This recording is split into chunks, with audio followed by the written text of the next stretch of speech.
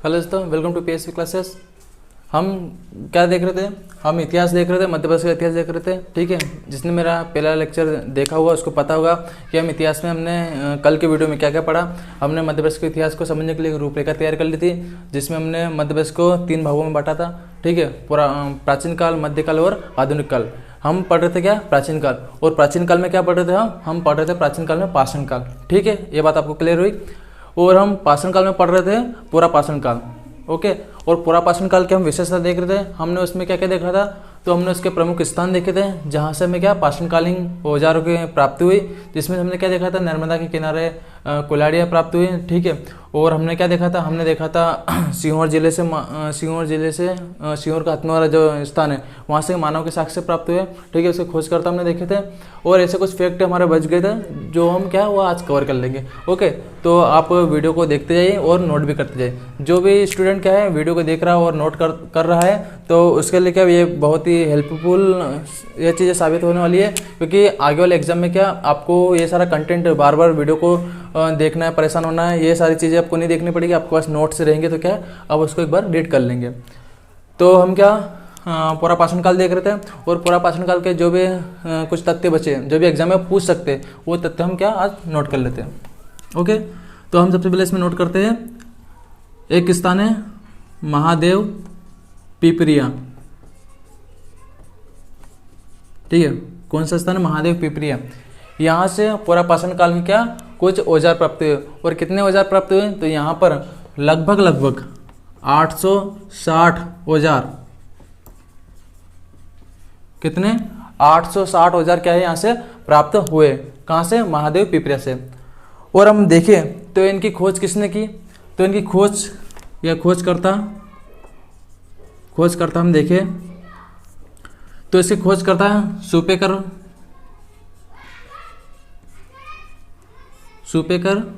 और एक और वैज्ञानिक है या एक और भूगोलवेत्ता है जिन्होंने खोज की थी, वो है डॉक्टर HD सांकलिया। ठीक है, ये बहुत ही प्रसिद्ध क्या है भूगोलवेत्ता जिन्होंने क्या करा है, जिन्होंने इनकी खोज की है। ठीक है, आपको ये बात क्लियर हुई? खोजकर्ता कौन है? सुपेकर महोदय और HD सांकलिया महोदय। इन्होंने क्या करा है? 860 जो औजार है महादेव पिपरिया से इन्होंने खोज के निकाला है। ओके, ये आपको क्लियर होगा? ठीक है, तो क्या है? सुपेकर महोदय और HD सांकलिया इन्होंने क्या करा? 860 औजारों की खोज की। ये बात क्लियर हो गई। अब हम देखते हैं इसमें आगे हम इसमें देखते हैं। तो आपको पता होगा भेड़ाघाट जबलपुर में, तो भेड़ाघाट से क्या है? ठीक है, यहाँ पर फायर क्ले। ठीक है, फायर क्ले यानी वेलित पर्थ, इसे कुछ क्या अवशेष प्राप्त हुए। कहाँ से प्राप्त हुए? भेड़ाघाट से। ये क्या है? अवशेष क्या प्राप्त हुए। और एक और महत्वपूर्ण स्थान पूरा पाषाण काल का वो है नरसिंहपुर के निकट एक स्थान है जिसका नाम है भूतरा। क्या नाम है? भूतरा स्थान है। यहाँ से पूरा पाषाण काल के औजार हमें देखने को मिले। ठीक है, तो पूरा पाषाण काल के यहाँ पर औजार देखने को मिले। पूरा पाषाणकालीन औजार।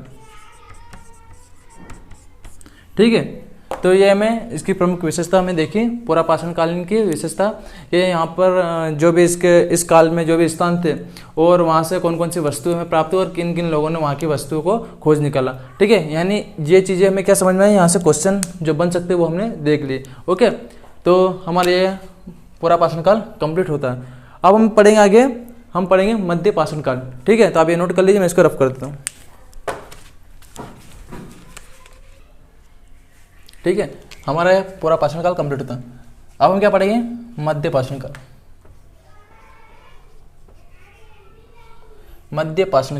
ओके, मध्य पाषाण काल का सबसे पहले हम टाइम देख लेते हैं। इसका समय क्या था?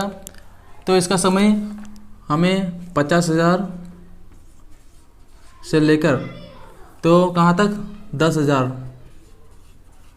ठीक है 10,000 साल, यानी इस बीच में हमें क्या है, ये काल देखने को मिला। यानी मध्य पाषाण काल का जो समय क्या था, वो था 50,000 से लेकर 10,000 जो काल, इसका जो टाइम था वो रहा। अब हम देखते हैं इस काल की महत्वपूर्ण विशेषता, ठीक है, वो कौन कौन सी थी। तो मैंने आपको बताया पिछले वीडियो में कि जो पूरा पाषाण काल के जो मानव थे, उन्होंने धीरे धीरे क्या आँख का आविष्कार कर लिया था, ओके, और धीरे धीरे क्या और अपनी आवश्यकता को पूरा करते हुए उन्होंने अन्य को आविष्कार करना शुरू कर दिया था। लेकिन अब मानव का क्या एक शारीरिक विकास होते हुए क्या एक मानसिक विकास भी होता गया, ठीक है। और मानसिक विकास के होने से उन्होंने क्या करा, उन्होंने ये करा, उन्होंने सांस्कृतिक जीवन, ठीक है, उन्होंने सांस्कृतिक जीवन अपनाना शुरू करा। सांस्कृतिक जीवन अपनाने से क्या समझा आप सांस्कृतिक जीवन से? तो सांस्कृतिक जीवन से हम समझते हैं यानी मनुष्य अब क्या करा, अब अपने जीवन को जीने के लिए संस्कार को भी अपने जीवन में क्या इंक्लूड करने लगा। यानी अब क्या नियम कायदे कानून से क्या अब मनुष्य क्या अपना जीवन व्यतीत करने लगा। उसने मनोरंजन के भी साधन अब क्या है खोज निकाले। उसने अपनी जीवन शैली को अच्छे से चलाने के लिए, एक आदर भाव रखने के लिए अन्य को क्या है उसने आविष्कार किए, ठीक है। आपको इस काल के मानव में क्या संस्कार का उद्भव होने लगा, ठीक है। आपको पता होगा 16 संस्कार होते हैं, जिसमें आपको पता होगा सबसे पहला संस्कार कौन सा होता है। सबसे पहला संस्कार शिशु के जन्म होने के बाद में क्या नामकरण की पद्धति आती है, उसके बाद फिर उसका मुंडन होता है, ठीक है। फिर बाल्यावस्था में उसको फिर शिक्षा पद्धति वगैरह, फिर शादी विवाह, ये सारे संस्कार पूरे होते हुए आखिरी में आता है एक संस्कार, 16वां संस्कार, अंतिम संस्कार, ठीक है। तो अंतिम संस्कार की जो पद्धति इस काल के मानव ने क्या विकसित कर डाली, ठीक है। यानी विकसित का मतलब ये कि इसके पहले के जो मानव थे अगर उनकी मृत्यु हो जाती तो ठीक है, जहाँ पर मृत्यु हो गई उनको वहीं पे छोड़ दिया, यानी उनको खुद खा गए मानव या फिर जानवर उनका क्या अवशोषण कर लेते, यानी उसका भक्षण कर देते, ठीक है। तो ऐसा होता था उस टाइम पे पूरा पाषाण काल में। लेकिन धीरे धीरे मानव में क्या हुआ, मानव के प्रति दया भाव आया और उसने क्या करा, उसने उन सबों को क्या दफनाने की पद्धति शुरू की, ठीक है। तो यहाँ से क्या मानव में संस्कृति का उद्भव हमें देखने को मिलता है, ठीक है। और इसका पता कैसे चला, तो इसका पता हमें कहाँ से पता चला, इसका पता हमें चला आदमकड़ का जो स्थान है वहाँ से हमें मानव के जो दफनाने के साक्ष्य प्राप्त हुए। तो इससे हम ये अंदाजा लगा सकते हैं कि उस समय के मानव ने क्या ये 16वां जो संस्कार है इसको अपनाना शुरू कर देते और यहाँ से मानव संस्कृति का उद्भव होने लगा, ठीक है। ये बात क्लियर आ गई। तो हम सबसे पहले इसमें देखते हैं कि संस्कृति का उद्भव, ठीक है, संस्कृति का उद्भव। संस्कृति से आप क्या समझते हो? अब बेसिकली संस्कृति ये समझते होंगे कि हमारी बहुत सदियों साल से चली आ रही है समस्या, हमें पूजा पाठ इस टाइप से करना है, या फिर हम शिक्षा पद्धति हमारी ऐसी है, हमारे त्यौहार ऐसे है, तो ये हमारी संस्कृति है। लेकिन इसमें संस्कृति हमारे कहाँ पे देखने मिलती, हमें जो मानव का जो विकास हुआ, ठीक है, उसके जो मानसिक विकास हुआ और नामकरण वगैरह जो 16 संस्कार है वो भी क्या जो शुरू में से यानी पूरा पाषाण काल से तो अंतिम संस्कार वाली जो क्रियाविधि थी वो भी क्या संस्कृति में हम देखने को मिलती है, ठीक है। तो संस्कृति वहाँ यानी संस्कृति का कोई एक निश्चित वो नहीं है सीमा कि सिर्फ ये इसके अंदर जितनी भी सारी सीमा, जितने भी सारे जो फैक्ट है वो है संस्कृति की सीमा से आगे भी बहुत सारी चीज़ें जो संस्कृति हम इंक्लूड कर सकते हैं, ठीक है। तो इसकी कोई निश्चित परिभाषा नहीं है, ओके। अब हम देखते हैं मध्य पाषाण काल में मध्य पाषाण कालीन की और भी विशेषता है, ठीक है। तो हम इसमें देखते हैं कुछ स्थल, और कौन सा स्थल, सबसे प्रमुख स्थल भीमबेटका,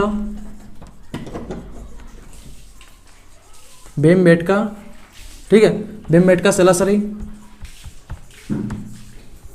यानी एक गुफा है, सेल यानी किसकी पत्थरी गुफा है भीमबेटका, ठीक है। और ये कहाँ पर है आपको पता होगा, मध्य प्रदेश में। ये कहाँ पर है, यह रायसेन जिले में है, ठीक है, रायसेन जिले के अब्दुल्लागंज, ठीक है, वो वाले एरिया में ये क्या है भीमबेटका की गुफा है, ठीक है। और यहाँ पर भी क्या मानव के मध्यकालीन जो मानव के यहाँ से इस जगह से क्या यहाँ से औजार प्राप्त हुए और यहाँ से इसका ठिकाना मालूम पड़ा मध्यकालीन मानव के, ठीक है, भीमबेटका की गुफा से। अब हम बात करें भीमबेटका की गुफा, इसकी खोज किसने की, क्योंकि हमें तो ऐसा पढ़ना क्योंकि जो एग्जाम में आए और हम उसे बनाते, हमें इनकी जो कहानी वो नहीं पढ़नी कि यहाँ का मानव ऐसा रहा होगा, ये करता था वो करता था, ठीक है। हमें वो चीज़ पढ़नी जो एग्जाम में पूछी जाती है। तो यहाँ से क्या हमें देखने को मिलता है, तो यहाँ से इसकी खोज करता कौन है, तो खोज करता है विष्णु श्रीधर वाकणकर, विष्णु श्रीधर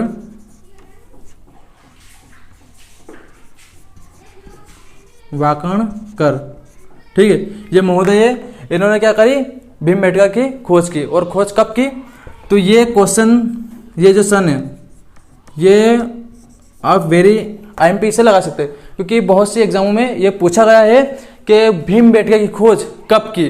तो भीमबेटका की खोज की 1957 में। किसने की, विष्णु श्रीधर वाकणकर ने। ये बात क्लियर हुई, ठीक है। अब हम देखते हैं आगे इसकी महत्वपूर्ण विशेषता इस काल की। तो हमें एक स्थान देखने को मिलता है आदमगढ़, ठीक है। हाँ, एक बात और बता दें, भीमगढ़ ये ऐसे ही इसकी विशेषताओं के कारण इसे 2003 में, ठीक है, 2003 में क्या है, इसे यूनेस्को ने, ठीक है, यूनेस्को ने कैसे विश्व धरोहर में शामिल करा है 2003 में। भीमबेटका से जो शिलाश्रय प्राप्त हुए ये अति प्राचीन है, ठीक है, और कहाँ पर पत्थर पे इनको क्या उकेरा गया है, ठीक है। तो इन्हीं प्रमुख विशेषताओं के कारण भीमबेटका को 2003 में क्या है, विश्व धरोहर सूची में शामिल किया गया है, ठीक है। मध्य प्रदेश का तीसरा स्थल है जिसे यूनेस्को में शामिल करा हुआ है, ठीक है। इसके पहले भी 2 स्थल को यूनेस्को ने अपने विश्व धरोहर सूची में शामिल किया है। वो कौन कौन से आपको पता हो, खजुराहो, ठीक है, और सांची, ठीक है, ये क्लियर। तो हम देखते हैं आदमगढ़। आदमगढ़ कहाँ पर है, तो आदमगढ़ आपको पता होगा, आदमगढ़ है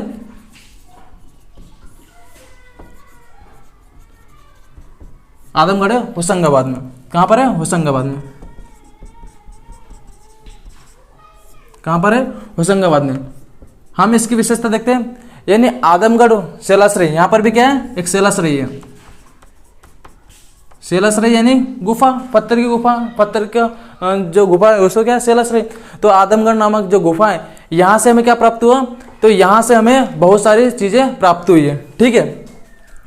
तो सबसे पहले हम ये देख लेते हैं आदमगढ़ शैलाश्रय, यानी हमने देखा भीमबेटका शैलाश्रय की खोज किसने करी, वो कि विष्णु श्रीधर वाकणकर ने 1957 में। तो हम ये फैक्ट देख लेते पहले कि आदमगढ़ की जो खोज है वो किसने की और कब की। तो इसे खोज करता हम देखिए, तो इसे खोज करता देखते हैं हम आरबी जोशी महोदय है। इन्होंने क्या है, इसकी खोज की। और खोज कब की, तो 1964 में, ठीक है।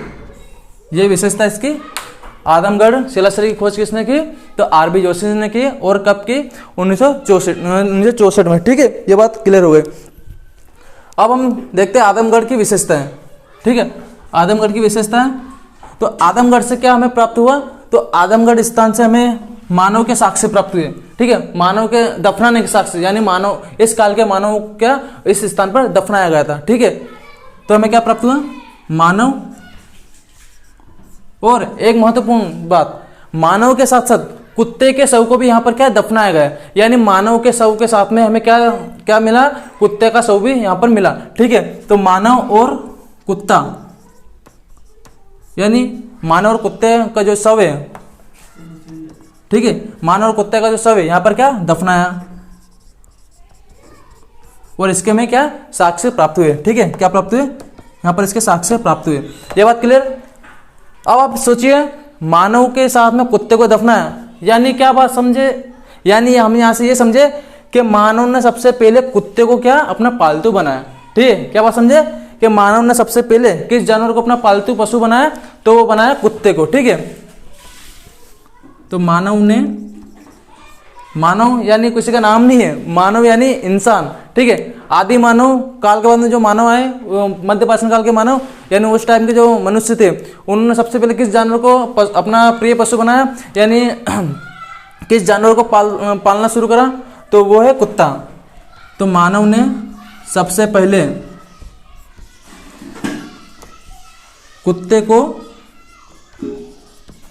पालतू पशु, पालतू जानवर बनाया, ठीक है, पालतू जानवर बनाया कुत्ते को। ये बात क्लियर हो गई।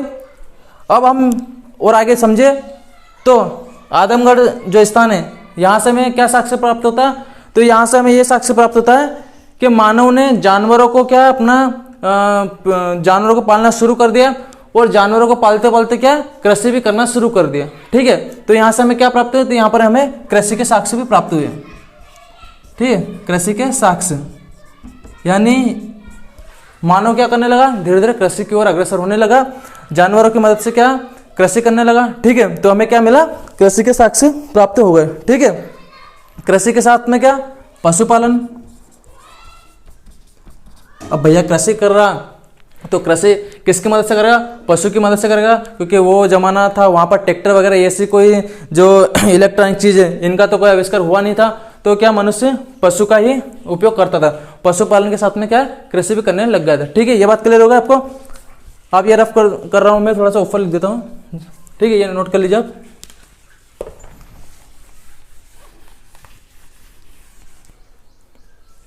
ठीक है, तो हमें क्या क्या प्राप्त हुआ आसाम हम देख चुके हैं। आदमगढ़ की बात करते हैं हम।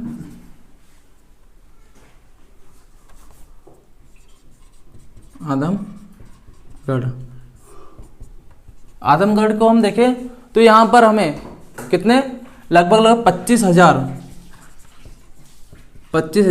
छोटे छोटे उपकरण हमें प्राप्त हुए। ठीक, कितने?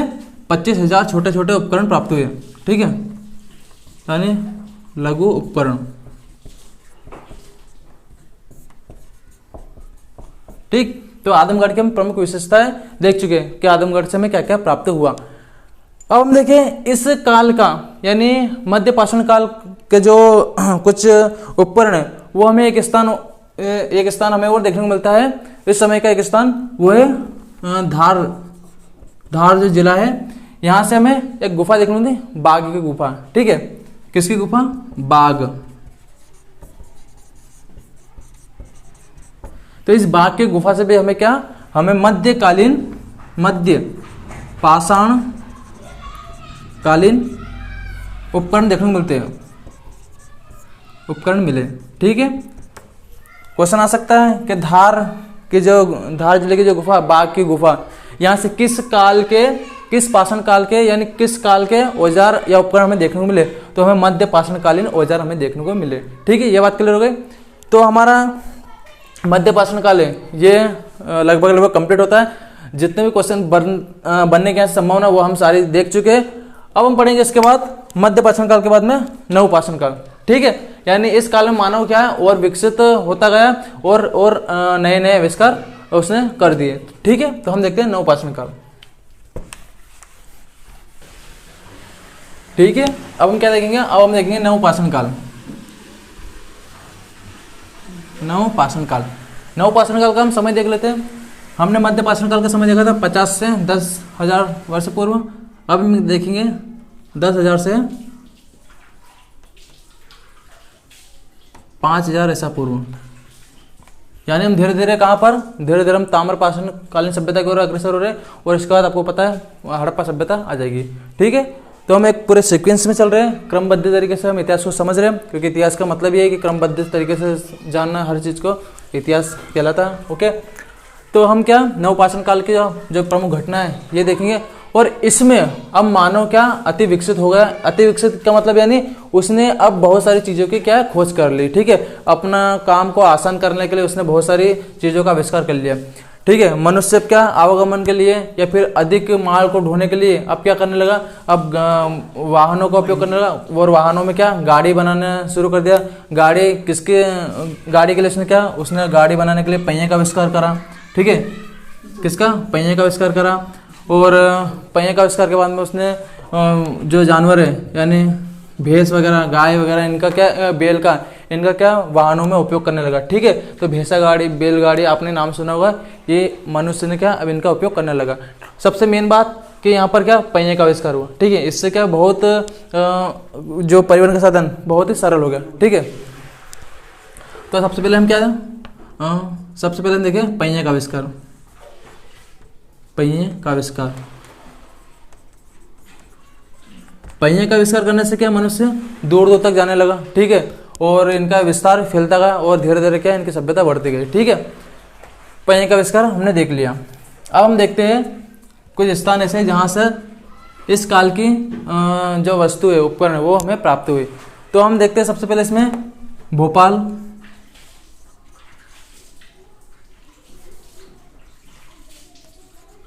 ठीक है, भोपाल में एक स्थान है मनो भाकर,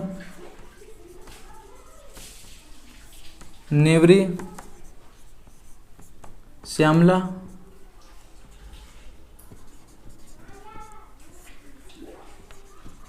पहाड़ी। ये कुछ स्थान है जहाँ से क्या जहाँ से नवपाषाण काल के क्या औजार मिले, और वो औजार कैसे थे, वो औजार थे खांचेदार और छोटे औजार थे, खांचेदार छोटे औजार। खांचेदार औजार यानी इनका शेप कुछ जैसा हम देखते हैं, ठीक है, ये खांचेदार औजार है। ये हम देखें तो ये कुछ कुल्हाड़ी के जैसे, ठीक है, ये खांचेदार, ठीक है, ये कुछ इस टाइप के औजार हमें देखने को मिले। कहाँ से, भोपाल के मनु भाकर नेवरी शामला पहाड़ियों से, ठीक है, ये बात हम समझ चुके हैं। और हम देखें तो भोपाल के आसपास, ठीक है, भोपाल के आसपास से ही हमें कुछ अर्धचंद्राकार, ठीक है, अर्धचंद्राकार और समलंब,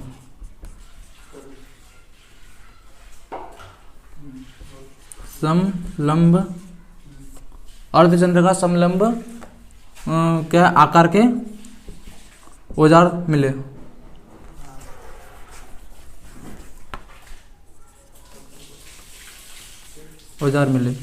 अब मैं आपको बताता हूँ समलंब चंद्राकार का आकार का जो औजार वो कैसा दिखता है।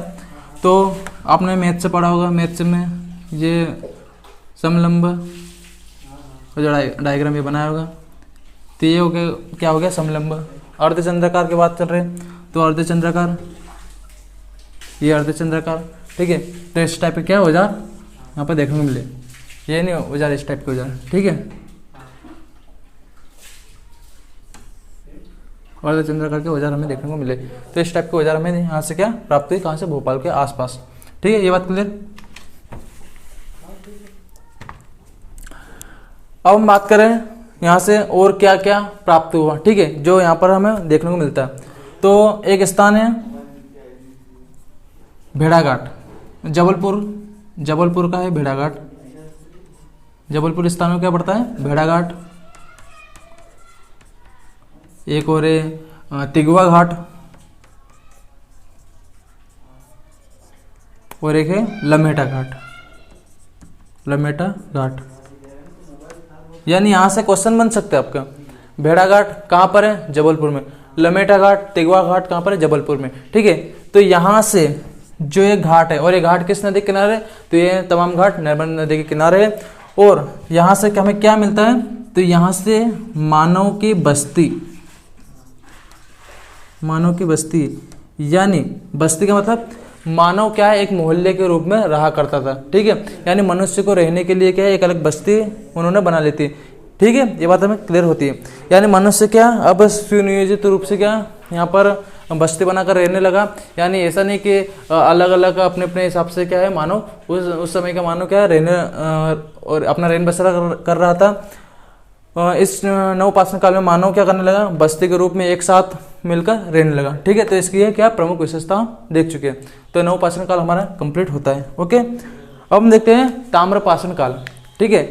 धीरे धीरे क्या मनुष्य ने अब क्या औजारों यानी पत्थरों का औजार करते करते उनका आकार छोटा करा, बड़े आकार से छोटा आकार से उनमें और क्या है, उनमें क्लैरिटी, साफ यानी निकुले हथियार बनाना शुरू करा। इसके बाद उसने पृथ्वी का उत्खनन करा और उसके क्या धातु प्राप्त हुई। और धातु में सबसे पहले कौन सी धातु प्राप्त हुई मानव को, तो वो है तांबा, ठीक है। तांबा क्या धातु प्राप्त हुई मानव को, और तांबा धातु का क्या करा, मानव ने सबसे पहले उपयोग करा। और फिर कौन सा तांबा धातु का उपयोग करते करते मानव ने क्या करा, पाषाण काल जो पत्थर के औजार थे उनका उपयोग करना बंद कर दिया।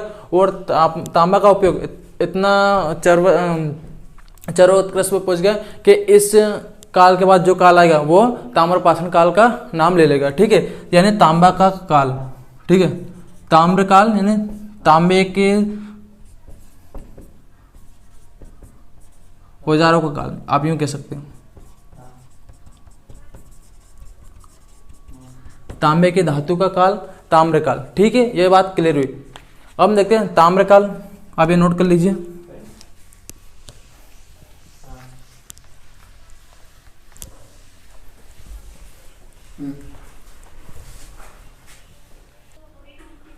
ठीक है, अब हम क्या देखेंगे, हम देखेंगे अब पाषाण काल के बाद ताम्रकाल।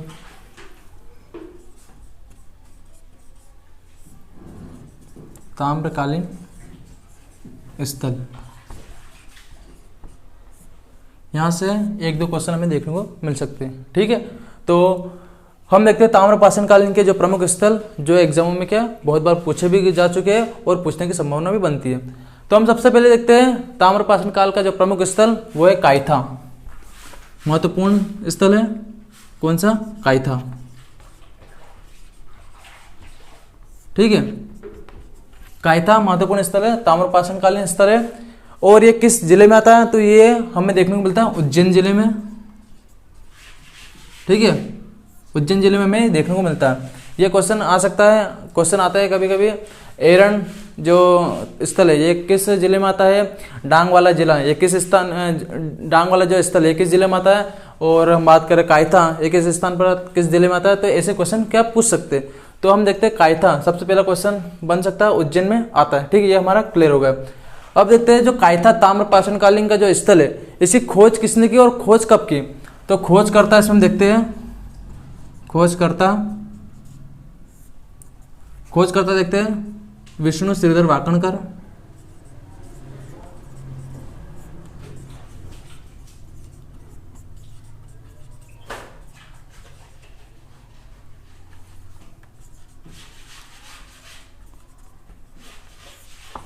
उन्नीस सौ 64 में इन्होंने क्या खोज की। विष्णु श्रीधर वाकणकर बेसिकली क्या है, ये मध्य प्रदेश से संबंधित है, नीमच जिले से संबंधित, इनका जन्म नीमच में हुआ था। तो इन्होंने क्या मध्य प्रदेश के ऊपर क्या अपना ज़्यादा फोकस रखा और उन्होंने मध्य प्रदेश के जो काल है, मध्य प्रदेश की जो पाषाण कालीन जो सभ्यता रही, ताम्र पाषाण कालीन सभ्यता रही, इनकी क्या इन्होंने खोज में अपनी रुचि ज़्यादा दिखाई। ठीक है, तो इसकी खोज किसने की, विष्णु श्रीधर वाकणकर ने। कब की, 1964 में। ये बात क्लियर। अब हम देखते हैं कायथा। कायथा कहाँ पर आता है ये हमें पता है, उज्जैन में। लेकिन क्वेश्चन आ जाता है कायथा किस नदी के किनारे बसा हुआ है। ठीक है, यानी किस नदी के पास में, तो वो है नदी का हम नाम लिखते हैं, नदी काली सिंध नदी, काली सिंध नदी। ठीक है, काली सिंध नदी के किनारे कायथा। ये बात क्लियर। अब हम देखते हैं यहाँ पर महत्वपूर्ण खोजें। ठीक है, महत्वपूर्ण खोजें यानी कौन कौन सी चीज़ों की यहाँ पर क्या खोज हुई। ठीक है, तो सबसे पहले हम खोज की बात करें तो हमने जैसे कहा ताम्र पाषाण कालीन स्थल यानी ताम्रकालीन का जो काल चल, तांबे का जो काल चल रहा था, वहाँ के प्रमुख शहर में कायथा है। और यहाँ से हमें तांबे के क्या वस्तु देखने को मिली। तांबे की वस्तुएं कौन कौन सी मिली, तो हमें सबसे पहले 2 तांबे की क्या है कुल्हाड़ी मिली, 2 तांबे की कुल्हाड़ी मिली। ओके, कितनी, 2 तांबे की कुल्हाड़ी मिली हमें। ठीक है, ये बात क्लियर। साथ ही हमें क्या है तांबे की चूड़ियाँ मिली, तांबे की चूड़ियाँ प्राप्त हुई। ठीक, ये हमें समझ में आ गया। अब हम देखें तो हमें क्या प्राप्त हुआ, तो यहाँ से हमें देखने को मिलता है कंकण छेनी, कंकण छेनी यानी कंकण छेनी, छेनी हथौड़ा। ठीक है, ठीक है, वो आपने देखा होगा छेनी इस टाइप की रहती कुछ। ठीक है, छेनी वगैरह हथौड़ा वगैरह जो आपने देखा होगा कभी। ये क्या तांबे का हमें देखने को मिली। ठीक है, ये बात क्लियर। और हम देखते हैं तो यहां से तांबे की एक मूर्ति मिली। ठीक है, तांबे की आकृति बनी मूर्ति मिली। ठीक है, तांबे की आकृति वाली हमें क्या मूर्ति प्राप्त हुई। ठीक है, तो ये क्या हमें कायथा से प्रमुख चीजें यहाँ पे हमें प्राप्त हुई। ये सारी जितनी भी लाइन में बता रहा हूँ ये सभी क्वेश्चन बनने लायक है और यहाँ से एक न एक क्वेश्चन आपको देखने को मिल सकता है। एमपी परीक्षा MPPSC जो प्री की एग्जाम है इसमें यहाँ से क्वेश्चन हमें देखने को मिल सकता है। ठीक है, क्योंकि हमारे ये सिलेबस में और इसके साथ ही कांस्टेबल की एग्जाम और हम बात करें PEB की एग्जाम जितनी भी हो सकती है, व्यापम की जितनी भी एग्जाम हो सकती है उनमें के यहाँ से एक नया क्वेश्चन हमें देखने को मिल सकता है। ठीक है, तो ये हमारी प्रमुख विशेषता हो गई। ठीक है, तो आप ये नोट कर लीजिए। हम आगे का देखते हैं। अब सॉरी आगे का तो हम आज नहीं देख पाएंगे क्योंकि हमें बहुत ज़्यादा टाइम लग चुका है, और हम कल आपके लिए कुछ आगे का इसके बारे में बताएंगे। ताम्रपाषाणकालीन जो स्थल है, इसमें प्रमुख स्थल हम कायथा देख चुके हैं। इसके बाद हम देखेंगे नावदा टोली, ठीक है। ये होशंगाबाद के जो पास में जो स्थान है, यहाँ से भी हमें क्या ताम्रकालीन जो स्थल रहा, वहाँ से भी हमें महत्वपूर्ण चीज़ें देखने को मिली, ठीक है। उसकी खोज किसने की, ये सारी तमाम चीज़ें हम कल देखेंगे, ठीक है। तो वीडियो को लाइक करिए, शेयर करिए और सब्सक्राइब करिए, ठीक है। और नोट्स बनाइए, नोट्स को बनाते हुए उनका डेली रिविजन करें, ठीक है। तो हमारे साथ बने रहिए और वीडियो को लाइक करें। Thank you.